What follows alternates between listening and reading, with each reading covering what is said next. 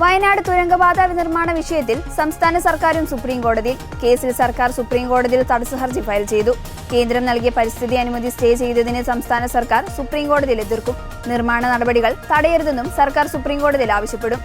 കേന്ദ്ര സർക്കാർ നൽകിയ പരിസ്ഥിതി അനുമതി റദ്ദാക്കണമെന്നാവശ്യപ്പെട്ട് വയനാട് പ്രകൃതി സംരക്ഷണ സമിതിയാണ് സുപ്രീം കോടതിയിൽ ഹർജി ഫയൽ ചെയ്തത്.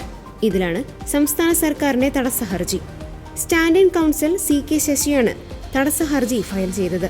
2018, 2019, 2024 എന്നീ വർഷങ്ങളിൽ മണ്ണിടിച്ചിലും ഉരുൾപൊട്ടലും ഉണ്ടായ പ്രദേശത്താണ് തുരങ്ക നിർമ്മാണം നടക്കുന്നതെന്ന് ആരോപിച്ചാണ് വയനാട് പ്രകൃതി സംരക്ഷണ സമിതി സുപ്രീം കോടതിയിൽ ഹർജി ഫയൽ ചെയ്തിരിക്കുന്നത്.